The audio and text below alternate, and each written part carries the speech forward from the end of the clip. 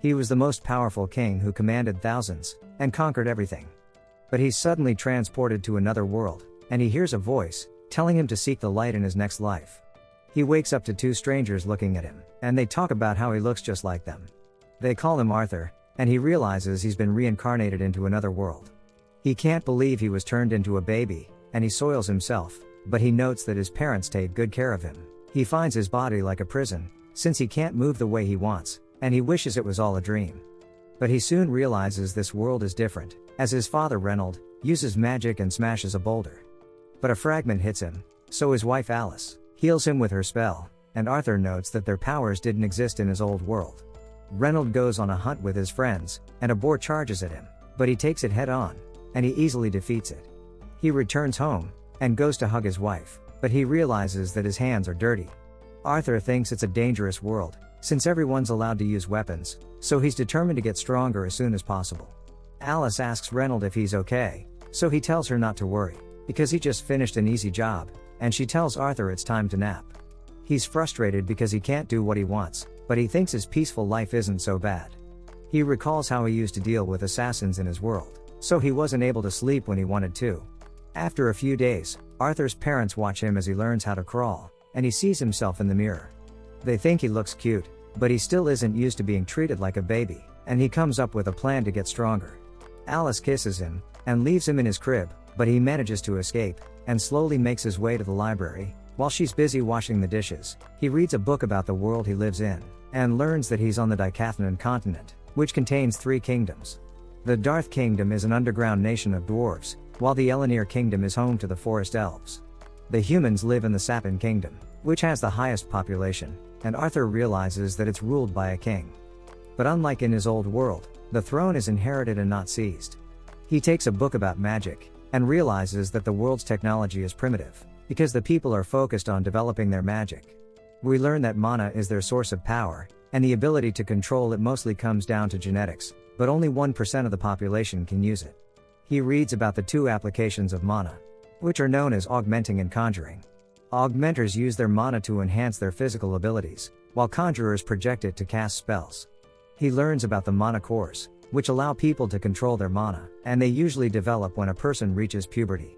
But he learns that he can create a mana core by channeling his mana into a single point in his body, and he realizes it's similar to Ki, which was his source of power during his past life. He tries to use his knowledge of Ki to create his mana core, but Alice suddenly grabs him, telling him he shouldn't make her worry, and she takes him back to his crib. After 2 years, we see Alice writing about her experience with Arthur, but she wonders why she has never seen him smile. She sees him training with Reynold, who teaches him how to wield a sword, but she gets upset, thinking Arthur is still too young. Alice heads to the town with Arthur, who looks at the items for sale, realizing most of them don't exist in the world he lived in.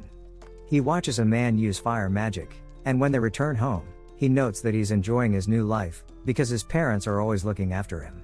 We learn that during his previous life, he was raised as an orphan, so he never knew what it was like to be loved by his parents. Alice tells him she enjoys every moment she spends with him, telling him he's just like his father. So she thinks he'll also become an adventurer when he grows up, but she wants him to live a peaceful life. He watches Reynold as he uses his mana to launch rocks into the air, and he thinks he was able to impress Arthur, but he notes that it would be faster if he just picked them up. Alice tells him it's time for his nap, but he wants to read instead, and he uses his cuteness to convince her to let him do it. She leaves him in the library, and he works on creating his mana core. He focuses all of his mana into a single point in his body, but there's suddenly an explosion, and Reynold shields Alice with his body. He asks her if she's okay, but she mentions that Arthur is inside, so they rush to find him, but they realize he awakened his powers, and they can't believe it, because he's only 2 years old. He thinks he has made the first step to becoming stronger, but the roof suddenly collapses, and he's about to be crushed. He realizes he was careless, and thinks it's too early for him to die, but his parents save him. Reynold pushes the debris away, and they start crying, because they thought they'd lost him. But he doesn't understand why they're getting emotional, since he didn't know what it was like to have parents, and he also starts crying, but he struggles to understand his emotions. In a flashback, a man is accused of trying to kill Arthur, and the council tells him to return to his homeland, where he will be tried for his crimes, but he admits that he's guilty, and begs Arthur to spare his family, because they'll have a fate worse than death if they go back. The council refuses to listen to him. But Arthur kills his wife and daughter, and everyone's shocked by his actions, but they recognize it as an act of mercy, because the man's family won't have to suffer for the rest of their lives, and the man thanks him for granting his wish. We return to the present, as Reynold gives Arthur his gloves, but he refuses to take it, and decides to use his sword instead, because he knows that it isn't a good weapon for a child. They start training, and Reynold strengthens his sword with his mana, but Arthur does it as well, and destroys his sword in one hit. After that, Reynold tells Alice they need to hire a teacher for Arthur, because he knows how talented he is. She doesn't want him to leave their house, so she offers to teach him her magic instead, but Reynold reminds her that he can't learn her spells. He reveals that Arthur destroyed his sword during their training, and she can't believe it, since he's only 4, but she still refuses to let him leave their house, and they start arguing, but he mentions that they can go with him. They think it's a great idea, because they can hear everyone praise his talents, and they're excited to leave their house. They meet a group of adventurers, and one of them notes that Arthur has met them before, but thinks he doesn't remember them, but he knows that they're the Twin Horns party, and his parents used to work with them. The man introduces himself as Adam, and a girl hugs him, telling him to call her Angela. Another man puts him down, and introduces himself as Danton, but he notices a girl watching him, so they tell him her name is Jasmine, and their archer introduces herself as Helen. They begin their journey, and Alice tells Arthur to enjoy his first trip, but he notes that their transport is primitive, because he's used to traveling in battleships during his past life. He knows that their destination is Zyra City, and he's looking forward to seeing it, but they have a stopover, and they suddenly get attacked by a pack of wolves, but the party fights them off, and Arthur is impressed by their moves. They eat the wolves for dinner, and Reynold tells Arthur to eat as much as he wants. He thinks he can't be picky since they're traveling, but he realizes that Alice has no appetite. She tells him she's full, but he realizes she only had a bite. She sees that Reynold is injured, so she decides to heal him, and the others keep watch, because they don't want anyone to find out about her powers. We learn that she's a special kind of mage called an emitter, but she needs to keep it a secret, because people might take advantage of her if they learn about it. Adam asks Reynold if he can borrow Arthur, because he wants to play with him, but he takes out his weapon. So Arthur realizes that he wants to fight, and sees that nobody's trying to stop him. He uses his mana to strengthen his weapon, and Arthur thinks he won't hold back. So he prepares to fight, and also uses a skill to boost his speed. He charges in, and Adam prepares to attack him, but he suddenly disappears, and gets behind him. Everyone's impressed by his speed, but he suddenly loses his footing, because he still isn't used to fighting in his body. Adam blows him away, but Angela uses her wind magic to help him land safely. Everyone wonders why Adam didn't hold back, so he explains that it's because Arthur is a monster, wondering what kind of training he's been through. Jasmine wonders how he was able to improve his speed, and asks him to teach her the skill he used. He realizes she's the type of person who will stop at nothing to achieve her goal, so he ends up agreeing to teach her. They continue their journey, and everyone trains Arthur to become an adventurer. He shows his skill to Jasmine, and uses it to run with incredible speed, but she easily catches up to him. On his birthday, Jasmine gives him a knife, so he realizes that she has opened up to him, and everyone notes how she's acting different than her usual self. They prepare to move out, but Arthur realizes Alice is acting strange, so he asks her what's wrong, but she tells him she's okay. As they continue on, they suddenly get attacked by bandits, and their leader notes that he'll take the women and children, so that he can sell them for money. He orders his men to attack, so they charge in, and Arthur's companions try to fight them off, but there are too many of them. Reynold crashes into Arthur's carriage, and Alice rushes to heal him, but he tells her she can't let the bandits learn about her power. He tells Arthur to help her escape, but he explains that he's strong enough to defeat the bandits, so he wants to join the fight, but Reynold reveals that Alice is pregnant, and Arthur realizes it's the reason why she's been acting strange. Reynold tells him he's about to become a big brother, so he needs to use his powers to protect her. He runs away with her, and the bandit leader orders his men to stop them, but Reynold charges at him. He tells Reynold he isn't strong enough to defeat him, but he goes all out, and starts to push him back. There are bandits that are in Arthur's way, but his companions clear a path for him, telling him to escape with his mother. He recalls that he has killed countless people, so he doesn't value the lives of others. But a mage suddenly casts a wind spell, and he pushes his mother out of the way, and he gets hit instead.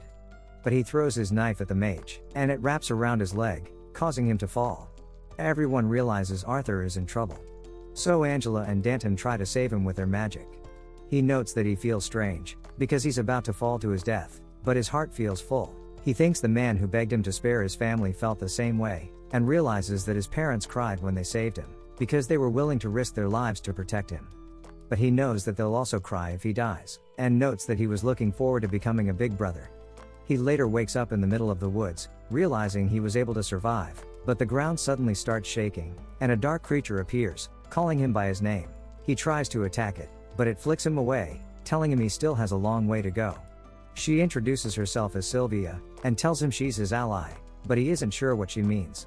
She gives him some fruit, telling him he needs them to recover, but when he tries to move, he cries as he feels pain. She tells him he's lucky to be alive, and notes that she'll answer his questions after he eats the fruits. So he eats them, and he asks her what happened to his parents. She reveals that they're safe, telling him they already left a few days ago, and he starts crying tears of joy, because he thought they didn't make it. After a few more days, we see that Arthur has already recovered, and he wants to go home. But Sylvia tells him he can't just walk away since they're on the outskirts of the Elshire forest, and it's filled with wild animals and outlaws. She promises to open a dimensional rift to help him return home, but she notes that it'll take time to prepare. He starts training with a stick, and we learn that he finds her scary because of her appearance. He knows nothing about her, since she isn't telling him anything, but he thinks she's a good person. He activates his mana core, and she's impressed that he can do it at such a young age, but she uses her hand to gather mana, asking him if he knows what she's doing. So he notes that she's using magic and collecting mana at the same time, and she explains that humans can't usually do it because of the way they view mana. He tells her he wants to learn how to do it, but she asks him what he'll do with it, because she knows that he'll attain a new level of power after he learns it. He recalls how the bandits attacked his parents, and tells her he'll destroy everyone who takes away what's precious to him, but she flicks him away. She tells him he failed, so she won't teach him the ability, asking him if he thinks killing people is fun. She notes that her hand can easily tear him apart, but it can also touch him gently, and she asks him which one he prefers. So he tells her he prefers the gentle one, and she notes that she doesn't like violence, because it makes people hate each other, telling him she wants him to live a peaceful life. He wonders why she would say that, thinking she must know everything about him, but he knows that it's impossible. She asks him what he'll do once he gets stronger, and he recalls the moments he spent with the twin horns, telling her he'll use his powers to protect everyone. She notes that his answer is perfect, but we see a creature searching for her, and it flies away, leaving a dead dragon behind. In a flashback, Arthur meets a man named Malone, who welcomes him to his office. We learn that Arthur is a king in name only, and the Parliament holds all the power in the country, which is facing a crisis. His role is to act as an agent of war, and Malone praises him for winning countless battles for the country. He wonders what Arthur is doing there, but he suddenly takes his leave. We return to the present, as Sylvia teaches Arthur how to use magic while collecting mana, and he recalls how he used to defeat his opponents in his past life. He manages to use the skill, and realizes he can move while it's active, so she praises him, but she senses something approaching. So she makes him hide under the rubble, and tells him not to make a noise, as he sees the creature who was searching for her. She wonders how he found her. So he reveals that the scent of blood led him there, and tells her to come with him, but she refuses. So he blasts her with an energy ball, and she struggles to defend against it. He threatens to kill her if she continues to resist, but she unleashes her powers, causing her armor to shatter, as she reveals her true form. Arthur realizes she's a dragon, and she attacks the creature with her energy breath. He defends himself with a barrier, and tells her she won't survive if she uses that power, but she doesn't care, telling him she has lived a good life. The creature retaliates with countless energy blasts, destroying everything around them. She realizes that Arthur is safe, but the creature charges up another attack, and she realizes she's in trouble, so she uses her powers to stop time. Arthur comes out of the rubble, and she opens a portal for him to escape. She notes that it's connected to a remote place, but she thinks he'll be fine, because he can survive with his new skill. He realizes she's injured, but she gives him an egg, telling him to take care of it, and wrap her feather around it. She causes symbols to appear on his arms, and he asks her what they are, but she tells him he'll find out in the future, so he needs to escape. And he realizes that the moments he spent with her changed him. He notes that he considers her his family, but she reminds him that he already has a mother, so he decides to call her his grandma, and she cries as she hears it. She thanks him, but tells him it's time to go. So he takes the egg and feather, before escaping through the portal.